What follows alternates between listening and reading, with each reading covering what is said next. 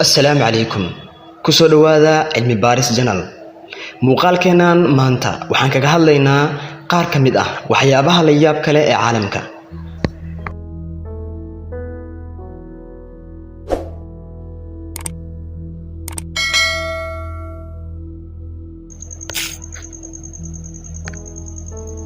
meesha ugu wanaagsan adduunka ee lagu arko qansar roobaadka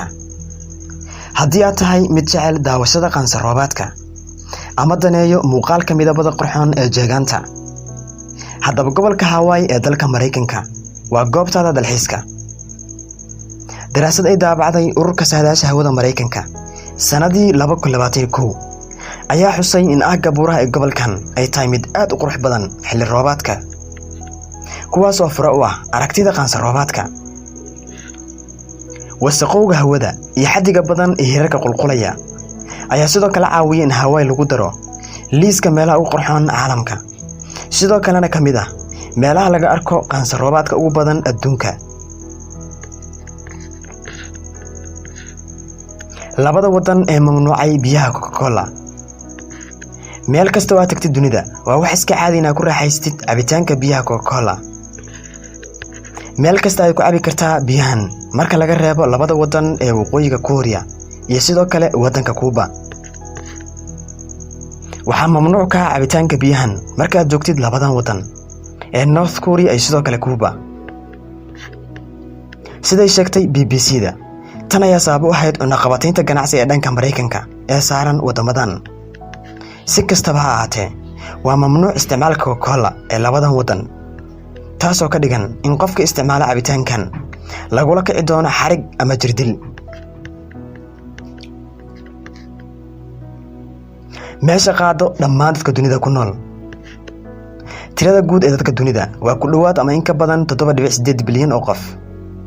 tiradaas waxay muuqataa mid aad u badan macquulna aysan noqon karin isu keenida in ka badan 7 bilyan oo qof hal meel oo kaliya laakiin arrintaas waa mid iska fudud marka loo fiiriyo beedka magaalada Los Angeles ee xariga Mareykanka waxaa la tilmaamaa in dhammaan dadka dunida ay qaadi karto magaalada Los Angeles ee dalka Mareykanka taasoo ka badan 1300 kiiloomitir oo wareeg ah ama square ah arrintan ayaa ku dhici karta kaliya in dadku ay saf galaan ama markaas qof kasta uu qofka kale la simo garabkiisa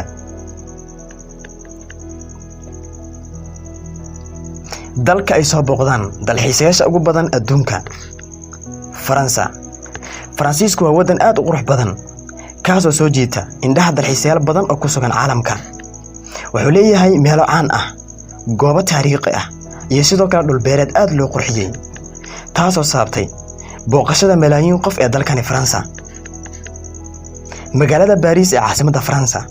waxay ka mid tahay meelaha ugu booqashada badan wadanka Faransiiska waxaana ku taala taalada ama birta dheer ee loo yaqaan Eiffel Tower ee dhacdo bartamaha magaalada Paris ee dalkani Faransa marka la eego dalka kale adduunka sida ay sheegtay hay'adda dalxiiska adduunka ee qaramada midoobay 2017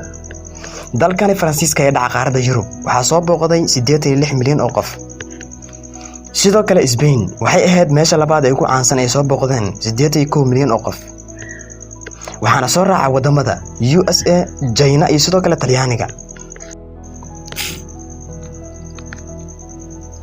ilbriqsi kasta ay dhalashada carruurta ee adduunka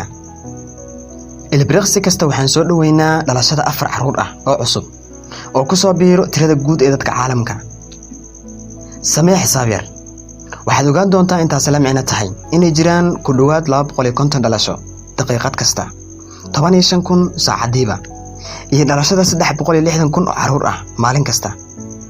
taasoo ka dhigan in 140 milyan oo carruur ah ay dhashaan sanad kasta dunida oo dhan